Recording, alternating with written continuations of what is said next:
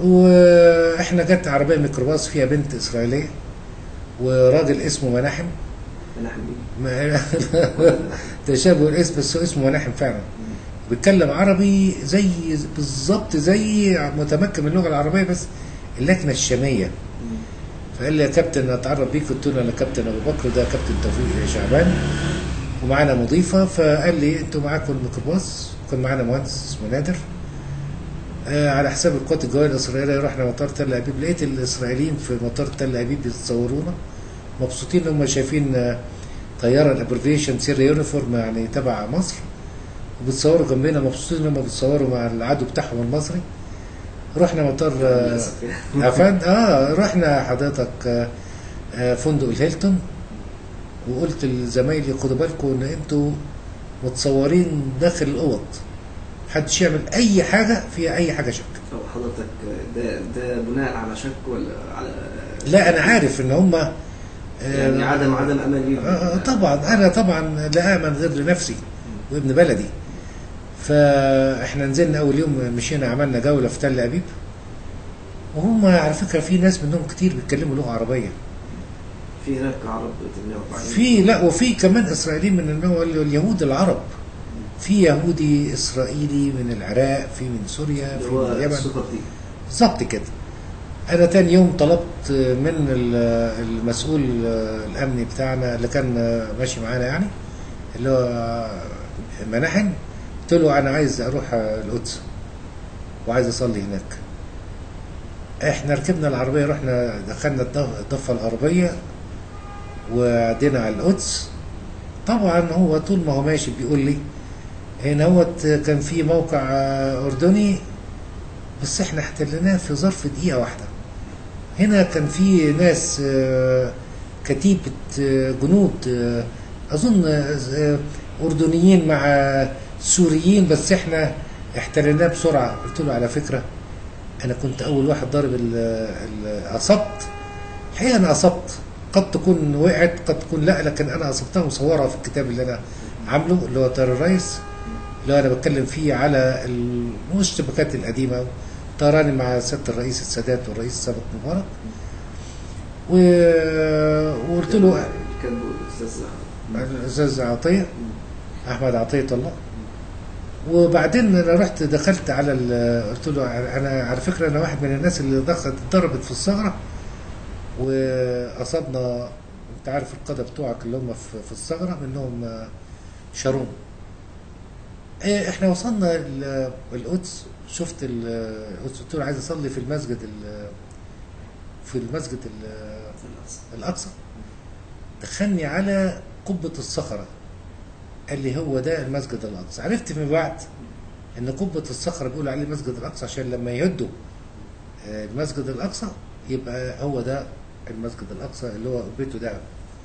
انا دخلت صليت في الصحن بتاع المسجد، وطلعت قابلت فلسطينيين بيشتغلوا هناك في السياحه، ودخلت محلات اشتريت كتب من القدس باللغه الانجليزيه والعبريه. طب حضرتك باللغه العبريه ليه؟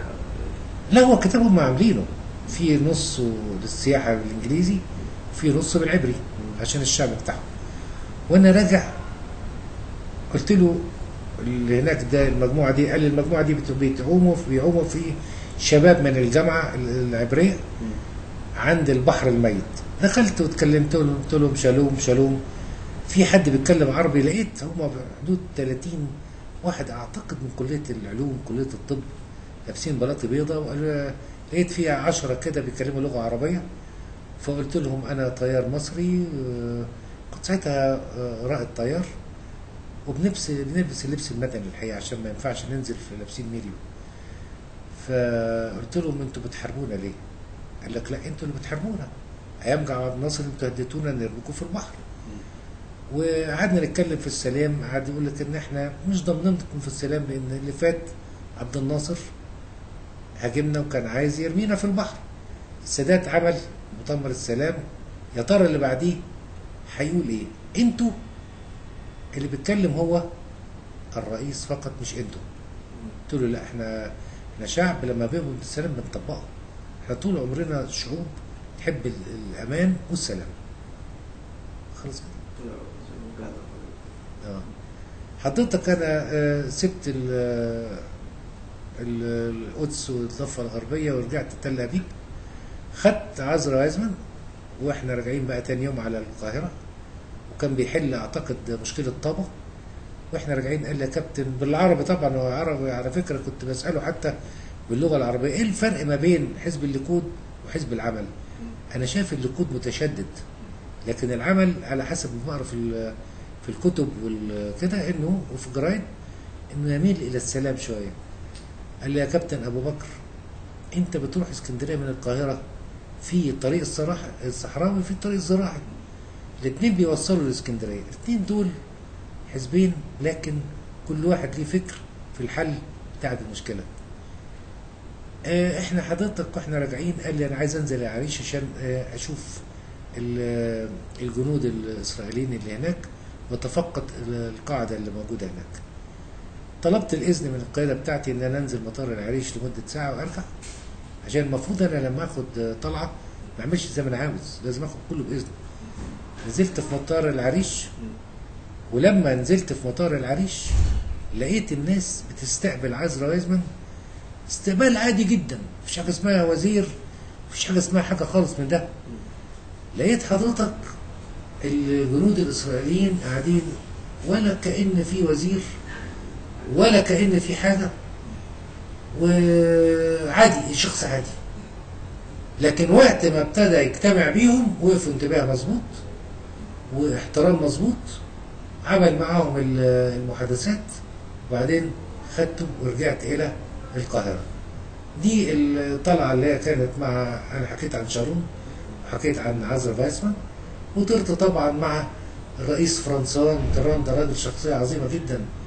الحقيقه فرنسا فقدت من اعظم القاده اللي حكموا شارل ديغول وفرانسوا ميتران، وطبعا الراجل ده كان شغوف بالدراسات اللي عن الفراعنه، وانا حاسس ان الراجل ده معجب بالدين الاسلامي، لانه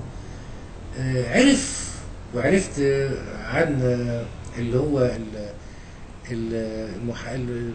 الدكتور بتاع تحليل ومعالجه الاثار، لما شاف فرعون موريس بوكاي بالظبط، شاف من التحليل جثه فرعون لقى ذرات الملح، دي زي ما قال القران بالظبط، اليوم نجيتك ببدنك بالظبط كده.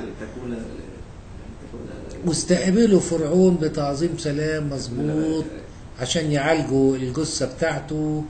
والراجل ده كان محب للقاهره جدا، وانا حقيقه خدته من اسوان الى بلده حضرتك فرنسا، وعرفت بعد كده ان هو وصوله كان نتيجه قطع رحلته اللي كان شغوف فيها، كل سنه بيجي يشوف الاثار، ورجع على بلده لان كان السرطان زاد ودخل في مرحله حرجه، وعرفت ان هو توفى بعد انا ما وصلته ب3-4 ايام.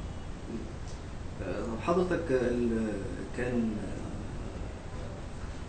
كان ابداع الفنان ايهاب نافع انه كان وثيق الصله، انه كان طيار الرئيس عبد الناصر، كان وثيق الصله مع عبد الناصر، وكان في حاجات معينه، قرارات معينه مصيريه كانت اصلا بسبب ايهاب نافع. يعني الحقيقه انا مش هقدر اتكلم في حاجه انا ما اعرفهاش. يعني هو المقصد، هل طيار الرئيس ممكن مثلا من قربه للرئيس وكده يبقى في حاجه زي كده زي ما ادعاها؟ لا على فكره الطيار الرئيس دوت بيقعد في الكوكبيت وبيطير، يعني همه على انه ينجح الطلعه بامان مع رئيس الجمهوريه او مع اي حد. لكن ممكن جدا انا بسمع طراطيش كلام، زي ما انا شفت الرئيس السادات، انا كنت باخده من القاهره لاسوان عشان محادثاته مع مناحم بيجن،